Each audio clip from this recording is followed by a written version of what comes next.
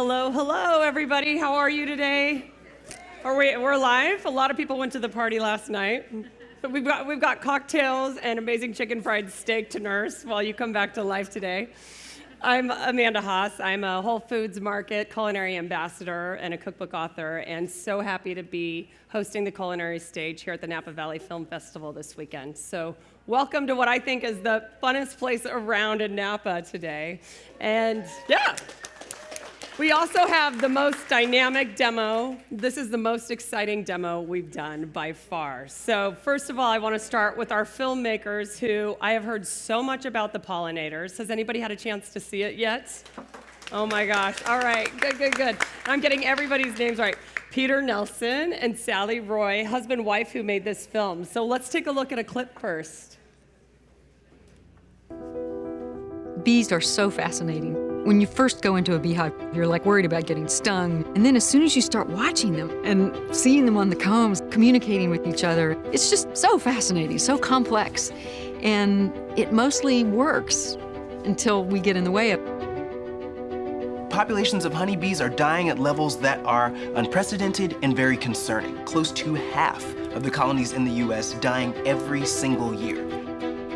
Native pollinators have disappeared and farming has become a lot bigger, and so due to all this, now they need beekeepers that can move bees from one place to the other. We can learn a good deal from bees about the health of the landscapes that we inhabit, and we can learn a good deal about the folly of setting up our agriculture in quite the way that we have. Agriculture is an interruption of a natural system, but it can be done thoughtfully as an interruption of a natural system with great benefits. It's going to take 20, 30 years for that ground to get back in the shape it was to sustain life for all these wild insects, birds, and fowl and everything else. Protecting the land around us, protecting the soil under us is really our obligation. And from that, we get delicious, nourishing products.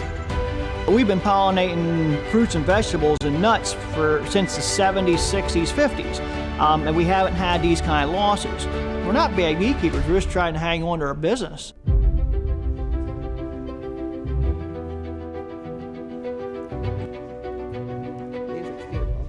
Oh, there we go. And Peter and Sally, I know that the film has been shown twice already, but if you haven't seen it, it's at 5 o'clock tonight, right? Where is it? 5 o'clock at the Cameo. And Susan Kegley, who's in the film, who just spoke in the very top of that, is going to be there. So. Oh, terrific. Amazing. She lives in Santa Rosa. Oh, great. We're so lucky. All right, so here we go. So many other amazing people to do this with us today. First of all, we have Stuart Gray, who is an apiarist. Did I get it? Yes, Gray Apiaries. So at the end of this, we're actually going to take a look at these bees and the honey, and you can get your hands in there and explore all of it. But first, did you get a chocolate sample out there? I'd like to introduce you to Michael Nichols, who's the chocolatier from M Cacao. Hi, how are you, Michael? We've got a mic for him. I'd love for you. It's a really special story how these people came together, but can you share a little bit about this chocolate with us? Yeah, so Peter and Sally showed the pollinators at the Newburyport Film Festival in Massachusetts, where I am, and I was so Newburyport, Massachusetts. All right. Hey. Long flight, huh? So when I saw previews of the film, and I was so touched about the story that they were telling that I wanted to tell the story in my chocolate. So I made a piece there, and they liked it, and so they invited me out here. And so for this event, I wanted to make for you guys, this chocolate has Napa Valley honey. Wow. It's wildflower honey from Napa Valley Bee Company, and it's just extraordinary, like just magic. It's liquid gold. Wow. And each honeybee produces 1/12 of a teaspoon of honey in its entire life. I had no idea. So in the chocolate you're eating, that's the lifetime work of 12 honeybees. In one chocolate. In one chocolate. Wow. Crazy. Yeah, that's worth clapping for. I agree. That's incredible. Yes. And also there's Napa Valley almonds, and those were pollinated by the Napa Valley bees. and there's Napa Valley bee pollen in there, Oh my gosh. and it's surrounded by Ecuadorian 66% dark chocolate. What a So bite. Pretty please amazing. enjoy, and I hope you appreciate the love and effort that went into it by the farmers, the bees, and And and I me. love that you were able to use those ingredients to make these, so thank you so much. Thank you. And I love that we're moving backwards through this. We start with the chocolate, right? Now we're going to take a little break for the cocktail, and I'd like to introduce Chris Furtado to you, who's here from High West Whiskey and Distillery. He's the national brand ambassador, and he's going to shake up a cocktail for us using honey, of course. Hi, Chris. Hello, how you guys doing How today? are you? So I call this cocktail the Shake Your Honey Maker. Shake your honey maker. I Right. love it. It's basically a riff on an old fashioned. Okay. I love old fashions because you can change it up. You get to play with the sweetener. You get to play with the whiskey. Right. So I chose our American Prairie Bourbon, which is a blend of multiple bourbons to create a little more complexity. Have any of you had a chance to try High West over the weekend? It's delicious. Come and see me over at the train. Yeah, amazing. And of course, we're talking about bees and honey, so I had to do a honey simple syrup. Okay. But when I heard Chef was doing something with thyme and mushrooms in the gravy, I decided to infuse the honey syrup with thyme. So we have that tie into your main course here. Amazing. Oh, you know what I forgot to do? What did you forget to? Oh, he's going to torch something. This is my favorite thing. Light it. Oh, come on, guys, work. There we go. There we go. I'm going to add a little extra flavor to the glass by smoking the glass. I'm going to flame some thyme. Put the glasses over there. You gotta be kidding me. So we're going to That catch is that. And so we're like cool. doubling, tripling up on the thyme as we go along here. So you don't need a fancy smoking box or anything like that. I love it. You No, just absolutely. Invert the glass on it. Exactly. You don't need all Great those tip. fancy tools to do this. No. It's pretty cool. Wow, great ingredients is what you need, right? Great ingredients, and I think a simple cocktail, just a few ingredients, and Right. it makes all the ingredients shine, especially the whiskey. Especially the whiskey and especially the honey, right? So good. I love Absolutely. this twist on it. Actually, when it first made it, it was a little too intensely honey. We had to back off a little bit, but Right. I think it's important with cocktails. You got to balance, right? Definitely. We got to get the right thing going. All Oh my right. goodness. Okay, so that's a. Oh wow. Can I smell this? I just have absolutely. to take it in, and it'll last long. Wow. I'm That's making enough. two. It's not that I'm greedy. I'm going to leave one for Chef. Oh, I think you definitely have to leave one for Chef because she's going to make us that incredible chicken fried steak and mushroom gravy to go with all of this. Absolutely. Wow. It's just straining it. Okay. Is this how you would serve it at the distillery as well? Absolutely. We love. I brought some of our glasses from the distillery. Yeah. And I'm going to finish it off just with a sprig of thyme Oh my gosh. and a little gorgeous. lemon zest there. my Express the oils out and throw that in the glass. That way, when you come up, you bring that drink to your nose, you're going to get that thyme one more time and full circle. I for the love it. I love herbs. everything about this cocktail. There we go. Oh my gosh, thank you. I'll save this one for Chef. Pass I'll, that off to I'll- Chef. I'll toast for Cheers. you. Cheers.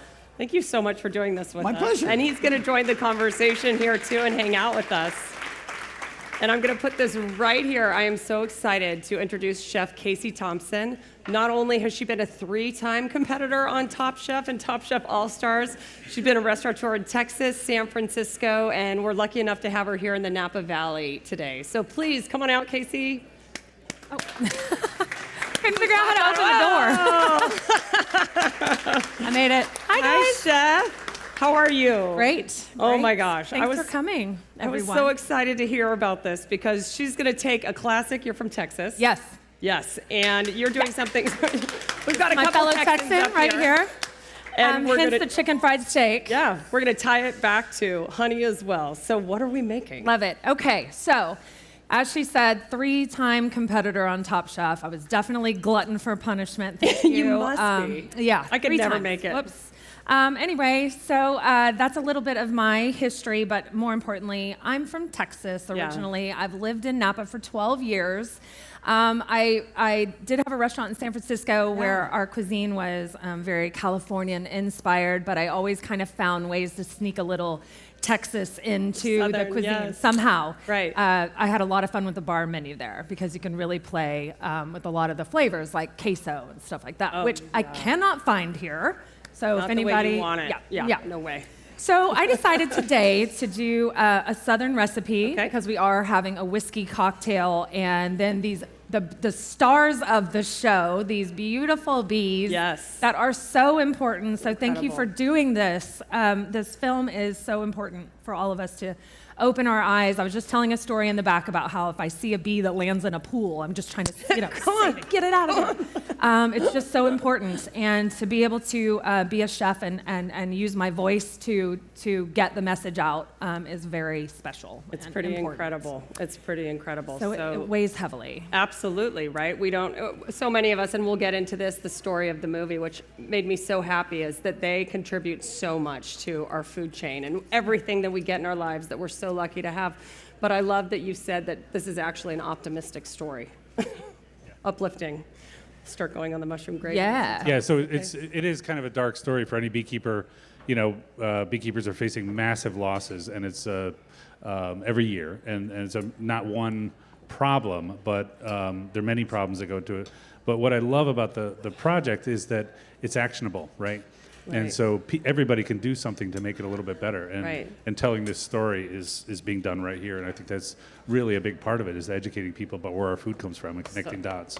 So lucky. And I know that the film has had an incredible impact on many people who are here today, too, and we'll talk more about that. But I want to hear, you've got big opinions on your mushroom gravy. I do. Okay. So being from Texas, there are two lanes, but there's at some point the lanes have to merge. There are reasons for a cream gravy that most everyone knows, which freaks a lot of people out because we're eating a piece of fried steak and then slapping a bunch of cream, butter, and flour on top of it. But the other gravy is a brown gravy. And I thought that would be more fitting for the honey to kind of incorporate that in. I grew up, it's really interesting because West Coast people have never heard of steak fingers.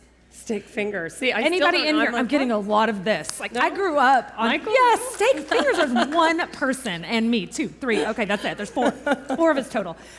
Steak fingers. I grew up on those. It's chicken fried steak fingers, essentially. And I would drizzle honey on them. So this is not something that's foreign to me. Right. But I'm going to teach you some things today about chicken fried steak and why it's important to do certain aspects of it. So the first thing I'm going to do is I'm going to make a brown gravy. Which I'm seeing your California pull into this recipe already. Yeah. I feel like with these mushrooms that you've found. Oyster mushrooms, creminis. So they're rich mushrooms. They have a lot of flavor. They're very meaty. And also shiitakes. Shiitakes are really beautiful for giving a lot of flavor to a sauce. Right. And also have a great texture. So I'm just slicing them roughly. We're going to get started on this just so I'm going to show you how to properly cook mushrooms. And so important. I have to admit, even as a professional cook, I cheat all the time. So you are going to show me how it's done. No cheating. Oh, perfect. Okay, cool. So I found some Whole Foods, so conveniently provided this pantry for us. Love it. Thank you. Okay, so I'm going to just go around the pan pretty heavily, 1, 2, 3-ish times. Okay. I know it seems like a lot, but we're fine. Smoking mushrooms. hot. Yeah, smoking. So this is medium high, ripping hot pan. It's ready for me while I'm chopping. Okay. So basically, put your mushrooms in the pan. Okay. Get them all to where everybody kind of has a good surface on the bottom. Get them down in there. Now, very important first step. Yes. This is heavily salt your mushrooms. That was pretty heavy. Right. And then do not touch the pan. Don't do anything. People come over to my house and they're talking to me. We're hanging out in the kitchen and they're like, and I freak out. Like, that is not okay. Do not touch my mushroom pan. This is very message. Serious. We talked about it earlier. We have this understanding. I'm like, okay, like this is very important. Don't touch my pan. So we talk about it. I'm with you though. When people come in my kitchen, everybody wants to help. They want to right? saute. But you want it to taste great, and so this is going to be your thing. So I'm going to stand away from them, but in about a minute and a half, I'm going to look. And we're going to see if they have enough color on it. Absolutely. Okay. So we're just going to let them do the thing. Hold me accountable. If I start pushing them around the pan and I don't even know it, yell at me. It's a habit people have. Yeah. But also the beauty of the salts is when you salt mushrooms, it starts to draw the moisture out of them. So it's working some science right now. Okay. And then the caramelization is going to come on the bottom. So just leave it be. Leave it be. Leave it be. No pun intended. That was cute. That was cute. I liked it. Okay. All right, so chicken fried steak. Chicken fried steak. What is it? Yeah. What is it? What is the story here? So I grew up with a French grandmother and a Southern grandmother. Texan, 100%. And I had a lot of cousins. I had an aunt that had 3 boys, and then they were a little older than me, so then they'd get girlfriends and all this stuff.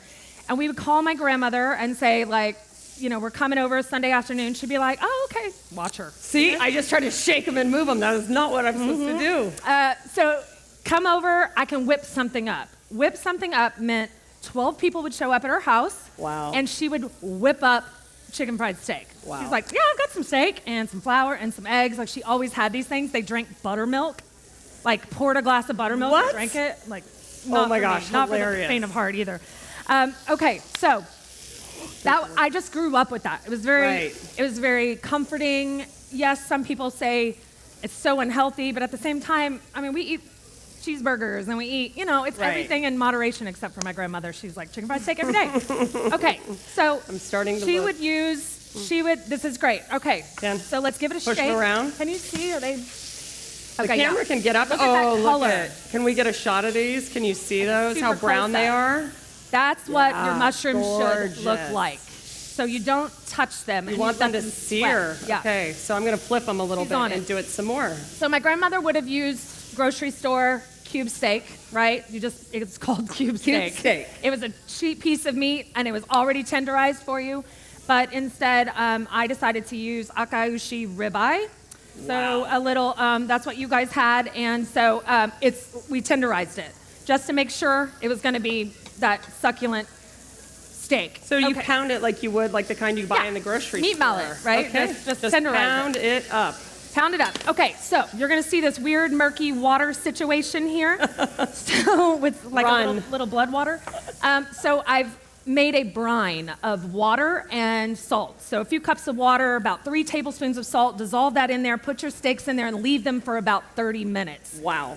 Just letting them sit. Okay, so those have been sitting while I was in the back. I'm going to have you judge my mushrooms as you're draining that. Yes. What do you think? What's next for us Looking with this great. sauce? Let's add a little, just a couple thyme sprigs. Okay, great. To tie with the cocktail. Two-ish. Yeah, which to is tie there in. for you, by the way. Yes, there is. Anyone else feeling this festival a little bit? Yeah. A little pain in the eyes? I'm feeling it. This is definitely needed. So thank you. Cheers, everyone. Cheers to everybody. To the movie, to the swelling, to all the of it. reason for bringing us here, right? We'll thank the bees. You know, right. Thank you, bees. The swelling only means you had a good time. This is true. This is absolutely true. Finish it off with a little chicken fried steak and some more booze. Now, am I going to do the butter flour roux situation before I deglaze, or how do you like to do this? Okay. So now that we have this beautiful color on the mushrooms, I'm going to have her add butter. So we need a thickening agent, right, to make a gravy. This is how we do it. Plop that right in there. In you go. Yeah, in you go. Okay. Once that gets melted, the mushrooms get all coated. Then we're going to sprinkle a little all-purpose flour. This is our thickening agent. So, oh my goodness. So you can just right smell over. Heaven right there. And you don't have to worry about it being too lumpy at this point. No, this is right? not. No, this kind of sprinkling and the amount of butter will allow it to dissolve. There's no lumps. And then once we kind of cook this flour out, it takes a minute or two just to kind of like get it going. Right. Not literally. We're gonna add beef stock. So this is rich, right? We're adding flavor. This is so meaty. That's so meaty. So we can go ahead and once that's cooked out, go ahead and. Now, is this salted stock or no salt? No, I do low sodium or no salt. You salt your own. Don't buy heavy salted stocks at the store. You add it. Okay. We're doing all right over here. Oh, this is gorgeous. So, the importance of dredging. So here's some secrets for you. This is where you take notes. All right, so flour, I add a little cayenne to it, just for a little flavor. Yeah. Not spice. All right, so that's going to be our dredge number 1. Okay. Dredge number 2, we're going to add 2 eggs. Okay. And this is kind of like, this is where we differentiate. This was my grandmother. So she added her baking powder and her baking soda to the wet mix. No, I mean, I love these tricks and tips that you pick up along the way, right? Right, totally. And this also just helps it, maybe you don't get it all incorporated in your flour mix because there's a whole bowl of flour in here, right? So we're concentrating it right here. Grandma thought this through. Yeah, she did. She was like, it's why don't you just add it right true. here? So I'm whisking it in, and I'm adding buttermilk. I was going to say the buttermilk they're drinking and a little Can't get away from it. for the chicken fried steak. Buttermilk is also a tenderizer, so Yes. a really good use of product there. Amazing. Okay, and then my last little note is a sleeve of, nothing is more southern than this, a sleeve of saltine crackers. You gotta love it. Keeping it real. As a kid, I would get to hold the saltine crackers like an accordion on both ends and squeeze it till it popped. Poof! And then as soon as it did that, I would crush it a little further, and she'd say, okay, now dump it in the bowl. Oh, I love it. I love it Super so fun. much. That's terrific. So Okay, as yes, you ma'am. get dredging with this, I was going to ask Peter, for those of you, how many of you have seen The Pollinators yet? A lot of you. So Amazing. good.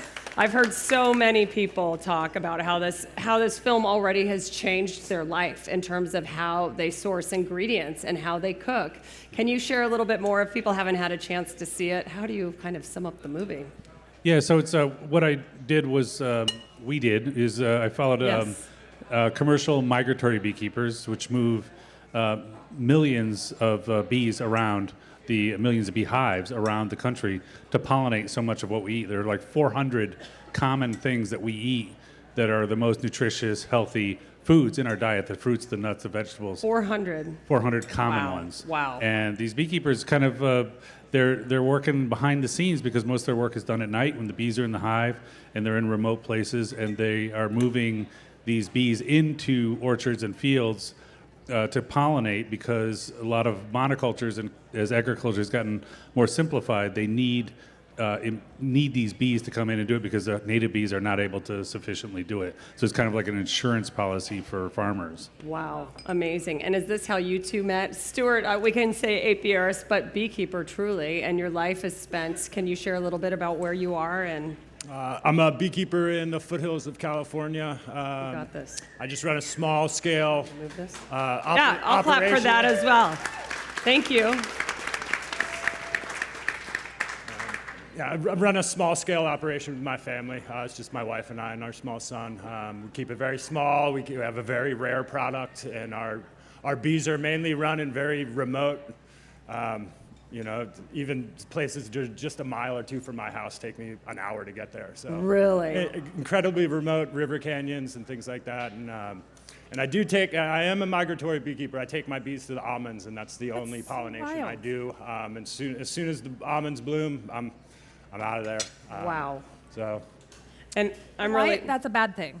The bad thing, like Peter describes in the movie, the beekeepers or the almond growers are using herbicides, fungicides, sometimes all in one batches mixed.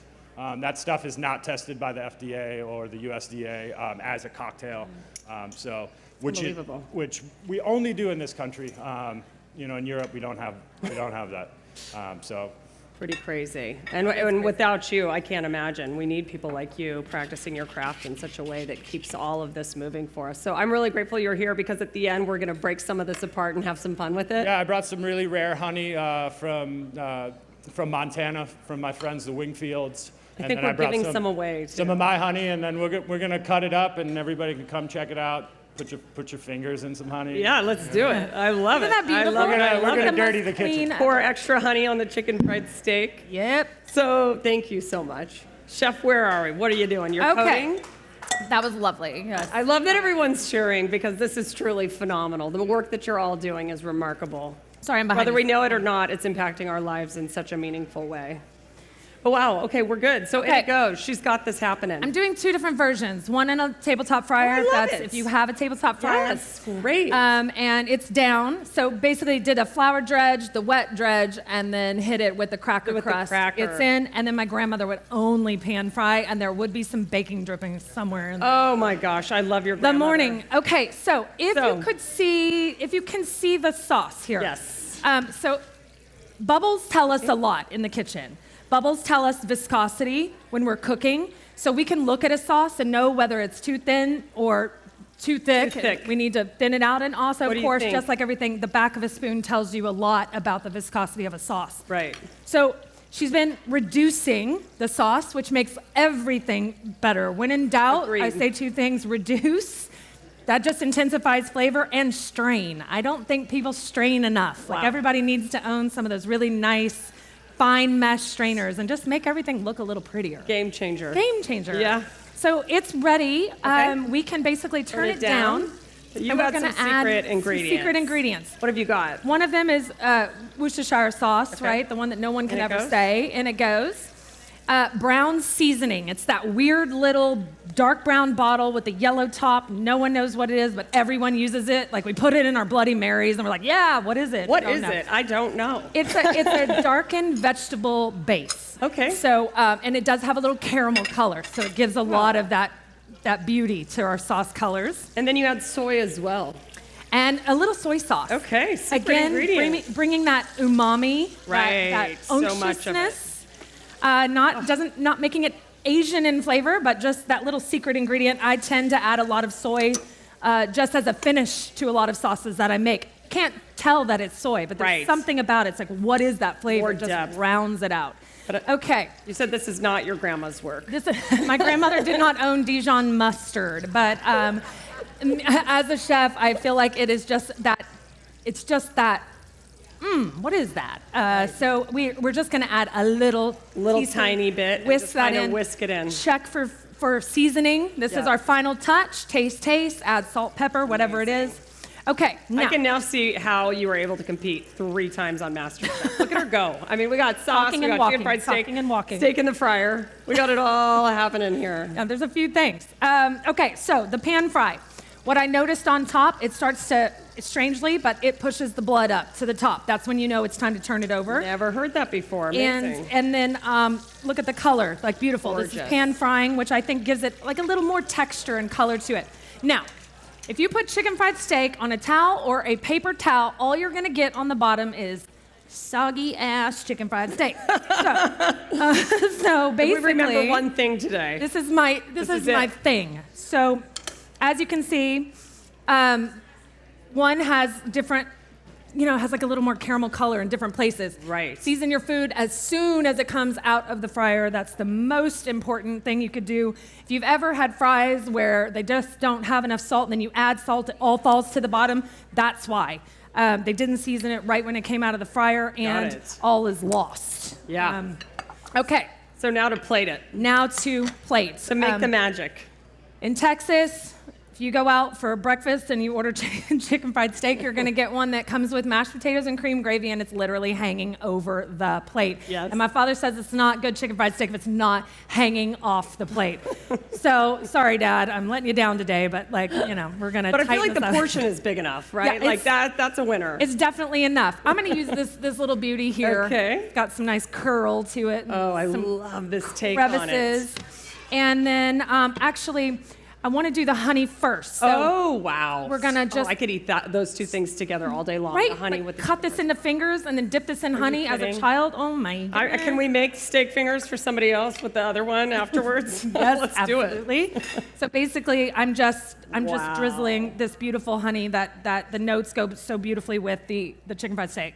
So that addition, and then just adding this. Look at the color of this. I encourage all of you to come up. Have you seen that commercial where everybody sticks their fingers in the queso? It's so disgusting, but it's kind of my favorite commercial out there. I encourage you to come stick your fingers in the gravy. Like, Well, I why have not? to say, this is the most beautiful chicken fried steak I've ever It's seen. pretty right? incredible. Yeah, pretty amazing. And Michael, I was curious too, you said you used honey right here from the Napa Valley. So we're just so lucky to access these things here too, right? Crazy. Oh, that is gorgeous, So chef. that's chicken fried steak made with ribeye, made with, okay, so the tips that we picked up today, we brined the meat. Never seen that. Never seen that. Brined it in the salt brine. Right. And then add your baking powder and your baking soda to your wet ingredients. Lastly, finish with a fun accordion-sized bag of saltines, and drizzle with a little honey. Just change it up a little bit, and then some fresh thyme leaves to go with that gorgeous. cocktail.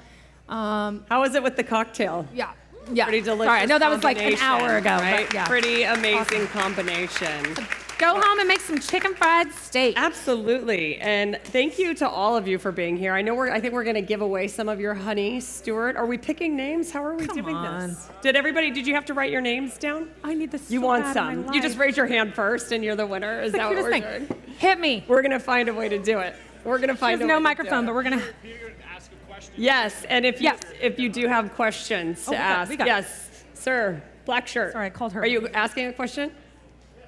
He's like the sun. Whatever you want. You can ask a question to anybody on the stage. I'm going to drink cocktails. Good for you.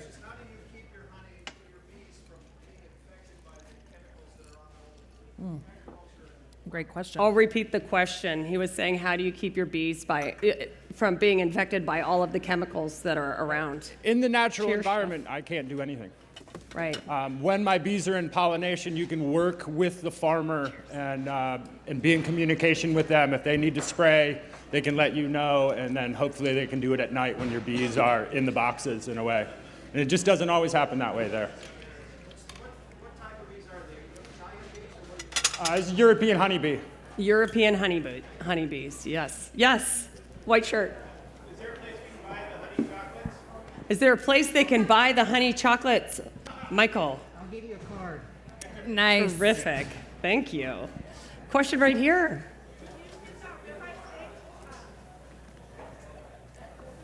Did you get the ribeye steak at Whole Foods? You can ask them to, these, I'm not sure where these come from, but I get mine from Browns Valley Market. Got it. And you can ask them to literally cut you however you want it.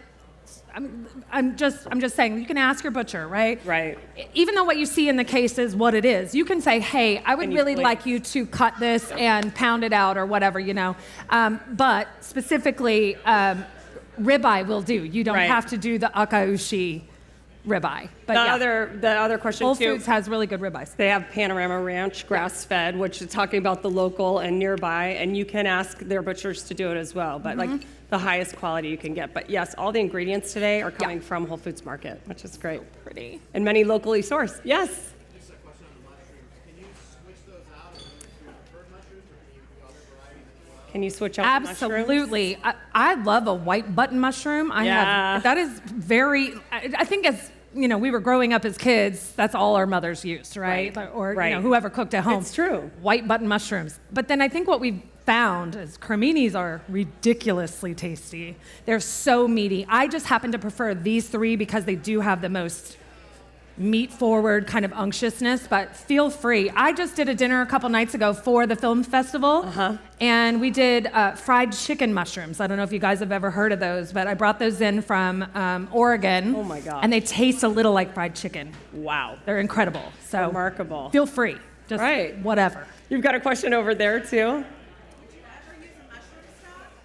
Absolutely. I encourage you to make, stems and all of that stuff, I save, make stocks, reduce, because the flavor is not going to be what beef is going to give you, but you can absolutely just use these sauces, the brown sauces, the soy sauces, and all that to give you flavor. And with the mushroom stock, use dried mushrooms. So use dried mushrooms, pour hot water on them, let them bloom, and then use that stock. Just make sure that you don't get the dirt that comes out of them on the bottom. That's all that would not make a great sauce, promise you. You've been patiently waiting, yes. Gotcha. You just mentioned chicken mushrooms. Is that the same as hen of the wood? No. That's so funny now that you mention it. They're chicken separate, but hen of the woods. they related? No, they don't. Wow. They kind of look like, they sort of look like shiitakes, but they're not this big. But it's maybe a little smaller cat, but they look just like this, and they are so good. Oh my gosh, amazing. Yeah, so we're in mushroom season, so you should be branching out right now. You can chanterelles, anything you like. Get fancy with it. And texture matters so much in this. Tastes like meat. I mean, I could probably just eat gravy on toast. On those, I'd be happy. Yeah, it's true.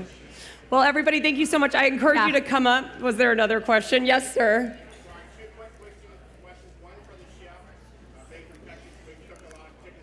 Yeah.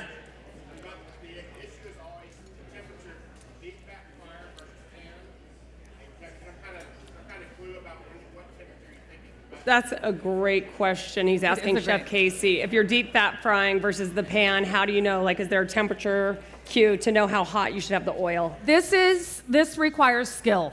It truly does. You don't need a whole lot of oil to make it happen. And really what I think you should look for, set it at a medium high. If you see smoke, it's gone too far. I mean, honestly, and you can stick it with a thermometer for sure, but I would go more off of once it starts shimmering on top, that little shimmy that you get, it's ready. And also you could drop, do a tester. And see. Because if you drop all your steaks in smoking oil, then you're gonna have gasoline chicken fried steak. We don't want that. Don't want that. And then here, I would do this at 375. Unless you like that kind of thing. I kind of don't mind cutting into chicken fried steak and having a little medium. That would never happen in Texas, but I don't mind that, especially with the ribeye. Right. So 375 here, quickly fry it, and over there, just get some color and get it out of the pan. Where can they see the film The Pollinators tonight? Yeah, Can we repeat it? Oh, in general, can they access it cannot after? Yeah, so tonight it will be at the Cameo Theater up in St. Helena, Okay. 5 o'clock. And then it's available to watch and request. We're doing kind of an interesting distribution through a company called Demand Film, where Wow. people can request it, and it's sort of crowdsourced in your community. So you can go on Demand Film, The Pollinators, and request it. Longer term, we will be doing streaming DVDs eventually, and then we have a big push for an educational market because we're getting so many requests to get this out into schools, I can both imagine. universities down to middle schools. So Demand Film. Demand film. Don't miss it on a big screen. It's beautiful. Oh, right. So just gather up 49 of your closest friends and have a screening in your local That's a theater. wonderful and, idea. It's a great opportunity to bring your community together and talk about the issue and see a movie on the big screen. Oh my gosh. Yeah, and I just want to shout out to Blair, who's sitting here from the film festival. Who Hi, Blair. And Hi, Blair from the film festival. Blair did this awesome job organizing to have us speak to schools, and we visited 4 different schools this week Locally. during the festival locally here in Napa Valley, and talked to kids from middle school right up through high school, and it was so inspiring. Wow, incredible. And I just want to thank you all for your work and your life's missions, truly, to bring this to all of us so we better understand and can help affect the change. So thank you all for being here today. What a wonderful, wonderful demo. Thank It was a beautiful film. Come on up and Lovely. play with bees and Great. honey if you'd like. Yeah. Yeah, if you've never, I'm just going to jump in here. If you've never had honey out of a comb, it's pretty awesome. And so don't miss that opportunity. I'm a beekeeper as well, and we treat kids to this at our house, whether you get honey right out of the comb. It'll blow your mind if you've never had it. Excellent. Yeah, and they're saying come, eat right out of Come, it. let's do it. We'll figure out how to best. Oh, and we're going to give away honey for anybody who's still hanging out. Why don't each of you ask who wants to ask a question to see what they know? And then they can win. Here's Stuart. And Mato can't answer this because Mato's a beekeeper, I know. These are- Anybody happen to know how many species, wild bees, native bees, as well as honeybees, in North America? How many? Stephanie, you're allowed to win. Oh my God. 7? No, 4,000. Different varieties of bees, Nobody species of wins. bees. Have some honey anyhow. I That's love it. insane. How many? Another question. Stump the audience. Yeah, stump 'em. How much honey does one bee This is. create Yeah, in he its got lifetime? it. Yes, he Boom, got he it. got it. Congratulations. He's like, Somebody was I'm a listening. beekeeper. Yep. How long does it take for this? Like what? That can happen in 24 hours. What? Wow. 24 hours. And this is Unbelievable. They're just. All right. I mean, that's a lot. Busy as Busy as bees. bees. They're as busy as bees. It's That is real. a lot of work, guys. It's very real. I think that's all the honey we have to give away, right? So, oh, he's like, we got more. We can ask Give away another a plate of question. chicken I fried love this steak. crowd. One more question. How far can a bee fly?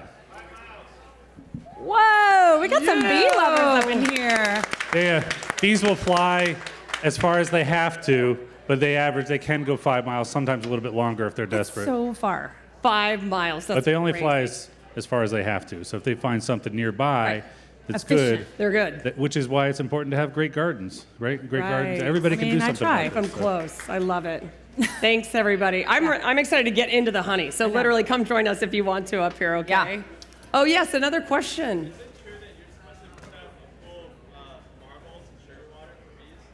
I would say not the sugar water necessarily, but bees need honey. Bees need water. So actually putting out water for bees, if you put a pan of water out, as long as it's fresh water, and putting a rock or a pebble in it so they have something to land on. Land on, because if they'll go in it, I'm sure everybody's had the experience where you see them in a swimming pool, so you have to give them a little island or rocks or something. But they do need water, and that's a very helpful thing that people can do. Build a little bee water tip. I'm excited. Oh, great. Yes, another question. Hi, Ben.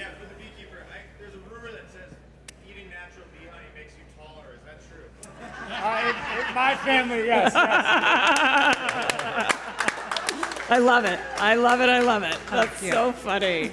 Oh my gosh, such a great demonstration, and thank you so much. Yeah. All right, now let's play with honey. Come on up, anybody who would like to. So funny. Of course. Oh, thank you so much.